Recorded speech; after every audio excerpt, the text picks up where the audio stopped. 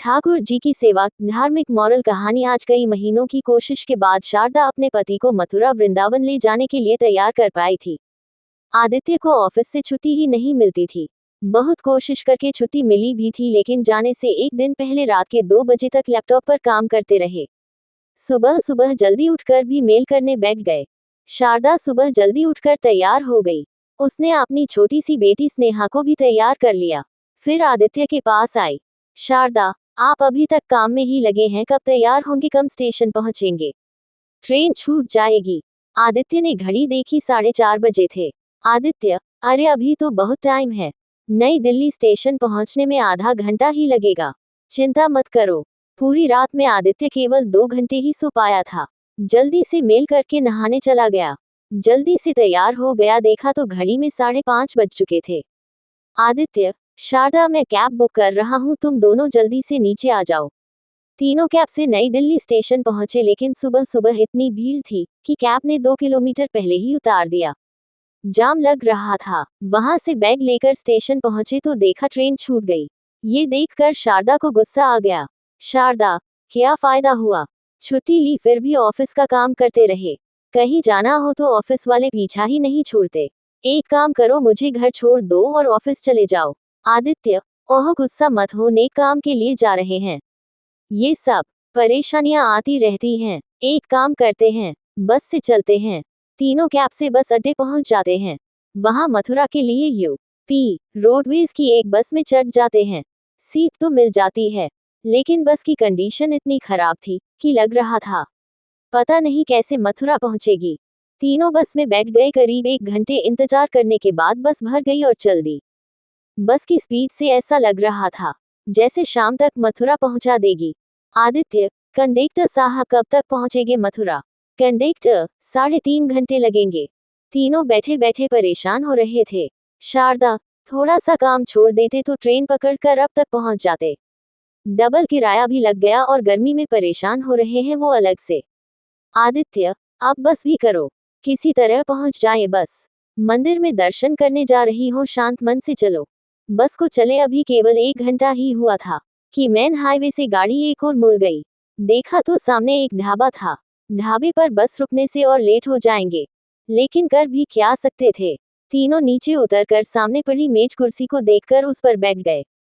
तभी एक छोटी सी बच्ची पसीने में लथपथ उनके पास आई। बच्ची, साहब लस्सी पी लीजिए, 10 रुपये गिलास। आदित्य ने ध्यान से बच्ची को देखा। उसने एक स्टैंड पकड़ा था, उसमें 4 गिलास लस्सी के थे। वह बच्ची फटे पुराने कपड़े पहने थी। पसीना उसके चेहरे को भिगो रहा था। आदित्य, ठीक है बेटा, 3 गिलास मेज पर रख दो। शारदा, अरे 3 नहीं, बस 2 ही गिलास ले लो। स्नेहा लस्सी नहीं पीती। आदित्य, बेटा तुम 3 गिलास रख दो। बच्ची ने 3 गिलास मेज पर रख दिया। आदित्य ने उसे 30 रुपये दे दिए।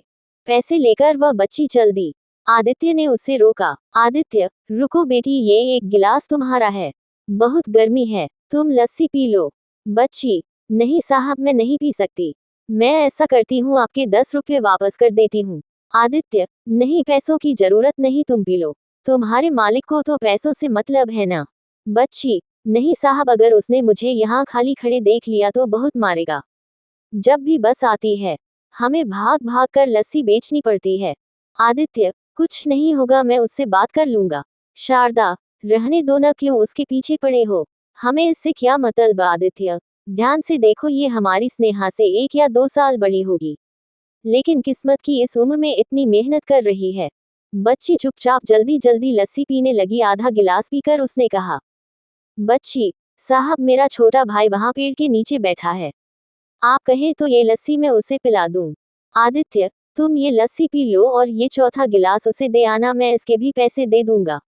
बच्ची ने जल्दी से लस्सी खत्म की और 1 गिलास दूर पेड़ के नीचे बैठे अपने छोटे भाई को दे आई। तभी ढाबे का मालिक बाहर आ गया। मालिक, क्यों काम के टाइम पर इधर उधर घूम रही है? सारी लस्सी खराब हो रही है, तेरा बाप बेचेगा उसे। आदित्य, इसे मैंने रोका था, तरस खा, छोटी बच्ची पर इतनी गर्मी में काम कर रही है। मालिक साहब, आप जाओ, ये हमारा रोज का काम है।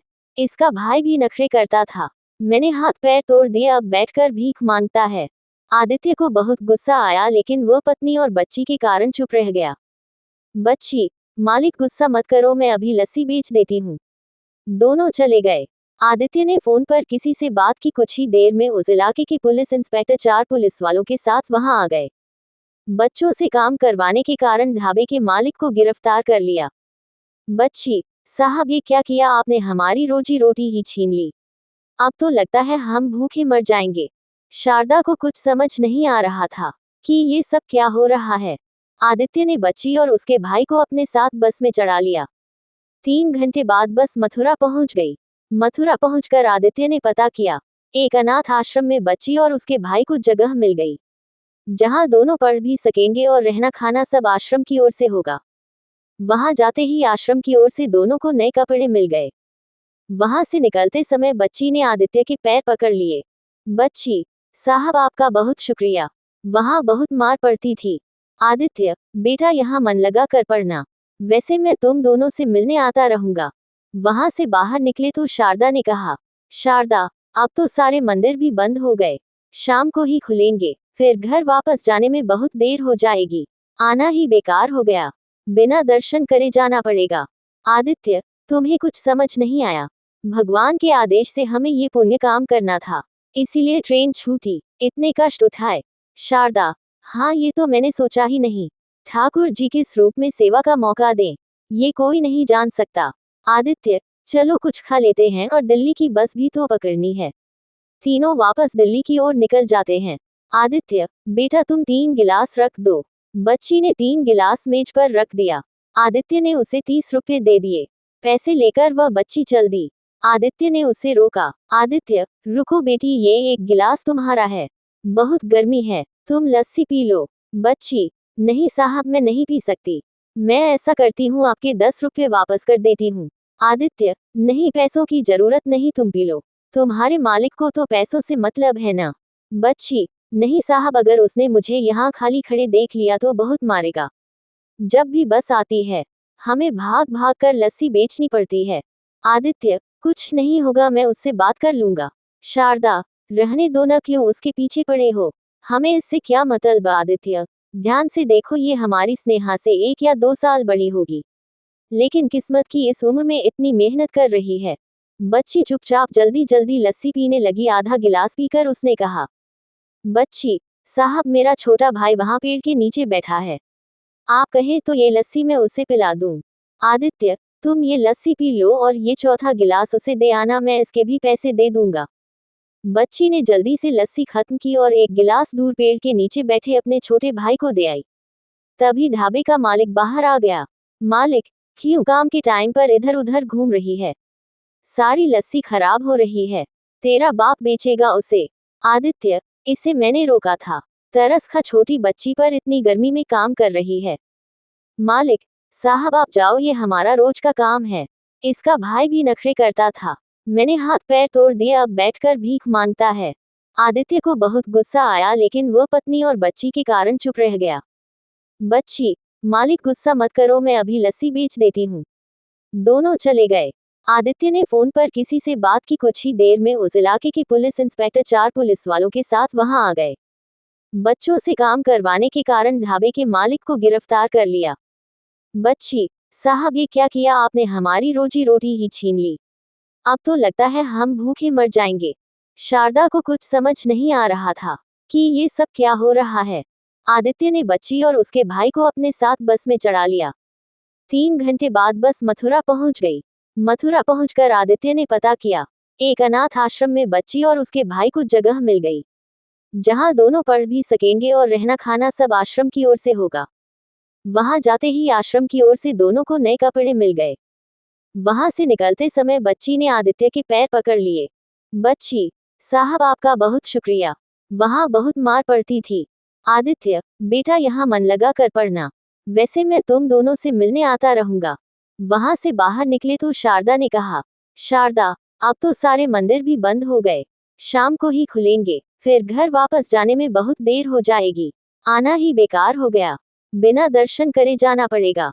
आदित्य तुम्हें कुछ समझ नहीं आया, भगवान के आदेश से हमें ये पुण्य काम करना था, इसीलिए ट्रेन छूटी, इतने कष्ट उठाए। शारदा हाँ, ये तो मैंने सोचा ही नहीं, ठाकुर जी के स्वरूप में सेवा का मौका दें, ये कोई नहीं जान सकता। आदित्य, चलो कुछ खा लेते हैं और दिल्ली की बस भी तो पकड़नी है। तीनों वापस दिल्ली की ओर निकल जाते हैं।